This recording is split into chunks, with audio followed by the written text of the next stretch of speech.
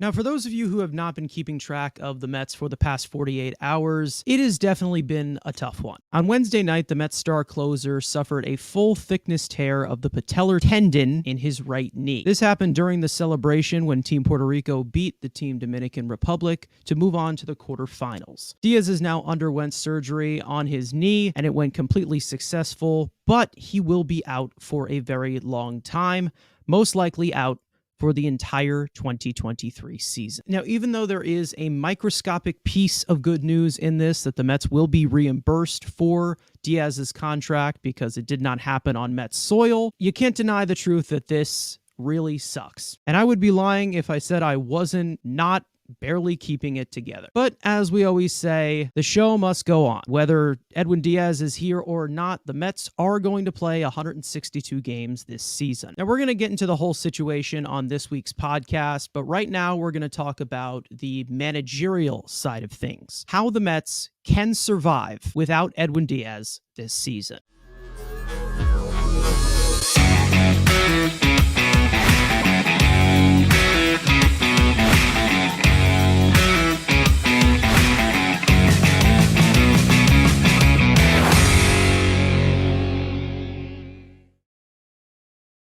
Now, I want to put emphasis on the word could, and I also want to put on emphasis that we are not saying how the Mets can replace Edwin Diaz, because you're not replacing that production. It's not going to happen whatsoever. But the Mets still need to figure out a way to patch this situation up. You're losing your best reliever, and that was the game plan being in the offseason, that building around Edwin Diaz. Well, now Edwin Diaz is gone for 99% of the season. There's a shot maybe, if the Mets maybe go on a deep run in October, pull a Kyle Schwarber. There's a chance. I doubt it. But there's, the 99% chance you're not seeing Edwin Diaz this season. I will give the Mets credit. Their bullpen is deeper. You have three guys in the back end of that bullpen who has closer experience. One more than the other two, but you have three other reliable arms. Yes, you wouldn't have wanted to put them in the closer's role per se, even though it's slowly but surely getting dinged every other week. There is a decent amount of reliever depth in the minor leagues. So in the fact that, you know what? Yeah, you're not replacing Edwin Diaz, but in Moneyball, can you replace his innings?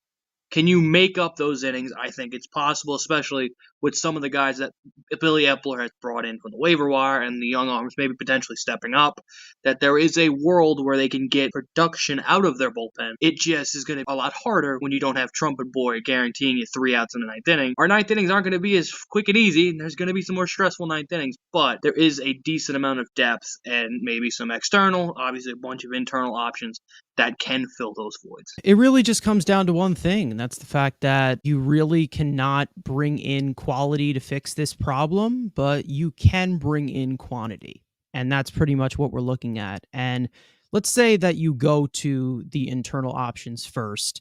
David Robertson has plenty of closing experience. The Mets brought him in on a 1-year deal for $10 million. The Mets definitely brought in quite the safety net in addition to that. Brought back Adam Ottavino. We know that Brooks Raley could close out games, but he's more of a setup guy. We also have some more guys who are closer-like and could be explosive and a possible future closer. Somebody that we have who is currently injured, but we'll see during the season in Bryce Montes de Oca. So I think one thing that we're going to see is closer by committee. And I think that's something that we really need to get used to, because we know that our $102 million reliever is not going to be in that position. Whoever has the hot hand will have the hot hand. We know that Adam Ottavino was our second best reliever behind Edwin Diaz last year. We know that David Robertson kind of ran out of gas towards the end of the season, but he still was fairly good going over to the Phillies. There definitely are still some concerns because it is an older back end and your youngest just got hurt. Again, we're kind of just dealing with this situation where the last people we expected to get hurt are getting hurt, and it's the third week in March as well. I'd say that it's been quite a reasonable freak out with the Mets bullpen so far in terms of injuries, but I think internally they can definitely have multiple arms try and fill the void for Edwin Diaz. Emphasis on the try. As crazy as this is about to sound, you could find a way that someone has a fluky 1 year breakout because we're talking about a reliever here. We're talking about bullpen arms. The most finicky up and down type position. There's no other position in the sport where you can be like, we could pencil in Edwin Diaz to be, that. But there's also a world that maybe he, reverts to being a very good reliever. And again, it's with a bullpen arm. So can you catch fire 1 year and have, Sam Coonrod or, one of these guys be kind of Evan Phillips with the Dodgers? Guy no one sees coming and has an amazing year. It's possible with a reliever. So, yes, you're not replacing the namesake of Edwin Diaz, but could one of these young breakouts, if it's Dayoka, if it's John Curtis, if it's Sam Coonrod or any other, Weaver Claim or Young Arm, Brent Hartwig, whoever else in this farm system, you can have that, especially with a reliever. Can you fluke your way for one season to find a guy who just has a career year? It's very possible how volatile this position is. So, is there a world where that happens? Who knows? That's for this bullpen and this young group of arms that Eppler has put together. Some of them are going to have to stick, and some of them are going to have to pitch big innings, and maybe they have their breakout. We know we have our favorite of the group.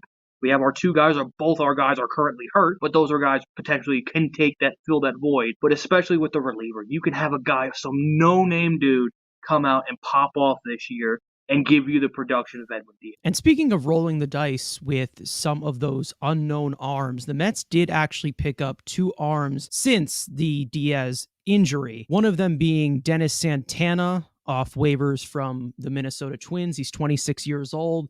He is a hard thrower, but he is out of minor league options, so he most likely will just have to make the major league roster for him to actually contribute on this team. And also they signed a right-handed pitcher named Bubby Rossman, who had one appearance for the Phillies last year, pitched for Team Israel in the World Baseball Classic. Another hard thrower. Both of these guys can throw hard. So, if desperate measures do come and you have another injury, such as Adam Ottavino, who is older, and David Robertson, who is older, the Mets are getting quantity, and that's something that I really do like. They're not just getting one guy who no one's ever heard of. He's a shot in the dark, and they're just hoping that he sticks. No, they're getting multiple arms, and they've gotten 2 since this injury has begun. So that's pretty good, in my opinion. Now, as for external option, there have been some rumors floating around about Zach Britton for quite a while. It's the trending path of the Mets' interest has definitely gone up and down. He is a lefty. He could be a second lefty in that bullpen once Brooks Raley comes back and is fully ramped up. He is coming off quite the injury history in the past few years, even though he does have that big relationship with Buck Showalter.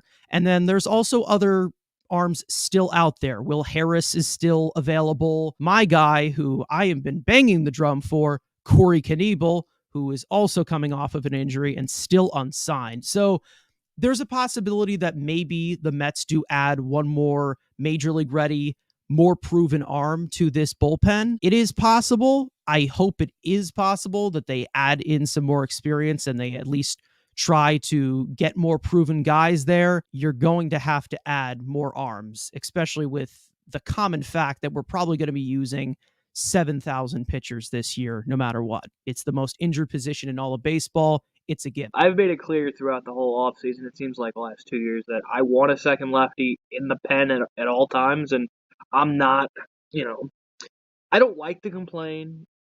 I don't. But, God, why did you not give $7 million to Andrew Chafin? Like, that's still the fact that you just let him go to Arizona. We saw them interest in Chafin and Britton. 1 year, $7 million. That's all it would have taken. And I get, they wanted the, roster up and down, control. Pitchers get injured. That makes your up and down spots. You shouldn't be like, let me pencil in 2. No, like, have the best 7 guys or 8 guys out there. Britton, again, would I hate it? It would maybe be more important if you're going to, especially now with Raley going into a high leverage setup role, or hell, even closer role, to have a secondary lefty, old school loogies, where it's like, okay, You need a ground ball versus lefty, you bring in Britton for the sinker, whatever. Corey Knebel would be, again, another one of these quality arms. I wouldn't mind it. Again, I'd like that. Just grab as many quality arms as you possibly can, especially with this position. You're going to go through probably 20 to 30 relievers this year. That the depth is you're not going to see a Gonzalez Herman type level reliever. Like, there has been a decent crop of young talent, and then there's some prospects that will maybe touch up on, besides Dayoka and other writings and the Woodses and the guys that they brought in. There's still a couple guys coming through the system. We're like, we would like to see it. Hey, especially for some high leverage roles, those guys can fill it. So, if it's Britton, Will Harris doesn't, he's he's 37, I think. How old Will Harris? 38. Dear I knew God. he was older. Pecking order, if I had to put, okay, who do you have to sign of the three? I'm going probably Knebel 1, Britton 2, Harris 3. The Mets are going to need as many arms as possible, and if you take guys on minor league deals, have them stashed away in Syracuse to begin the season, especially with Britton and Knebel's case, they're probably going to need a spring training. There's no bad minor league deal. There's no bad one-year deal. So that's what it's going to be for all of them. So if you can get them to sign minor league deal, have them start in Syracuse, and then call them up when needed. In terms of having other closing options behind Diaz who can't really replace him but could close for you, Zach Britton, Corey Knebel, even Will Harris, all of them do have closing experience. So you can't really go wrong on a one-year deal because they've done that role before in case you actually need them to. Britton is probably the most possible because of the connection that he has with Buck Showalter and kind of just the ray of interest. The top guy that I would get is obviously Corey Knebel, because this has been my guy that I've just been banging the drum for a long time. Would it be nice to maybe get 2 of the 3 of those guys on a minor league deal?